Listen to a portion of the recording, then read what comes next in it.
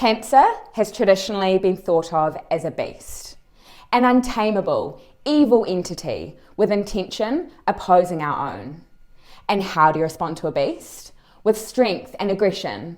You knock it down as hard as you can.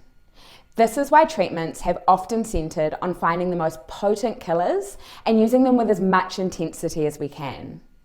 But survival rates for many cancers have plateaued, and side effects are lasting well beyond the end of treatment.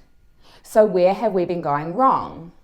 Well, we know that a war is not necessarily won by the most forceful army, nor a chess game by the player with the strongest hands. A simple beast can be beat with power, but cancer is no beast. It is the synchronized army, the refined chess player, and we must respond to it as such, with strategy, thorough understanding, and targeted potency. This is where CAR T cells come in.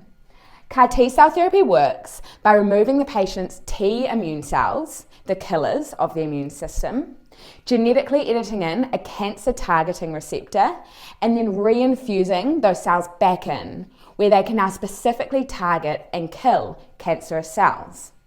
It's as personalised as it gets. We're using the patient's own body to fight their cancer, turning them into a living drug. It may sound like sci-fi, but it's real life, and it's working. Since 2019, we've been running a phase 1 clinical trial for certain blood cancers. And now there are people, once diagnosed with cancer, once told they'd exhausted every treatment option. Oh, except there is a clinical trial going on, and you might be a good candidate. And now they're walking around in remission, still harbouring their living drug. So it's working, but the crux of my project is figuring out how exactly. So using tools that mirror the environment inside of the patient, I scrutinise the interactions between our CAR T cells and the blood tumour cells. I look at how they're activated, how they kill, how long they can survive after they've killed, and everything else in between. And through these vigorous experiments, I've been able to make novel discoveries on how our therapy actually works.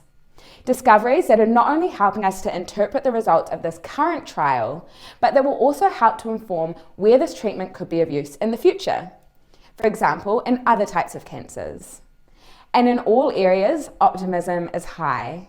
Novel, innovative therapies, such as CAR T cells, are transforming the cancer landscape.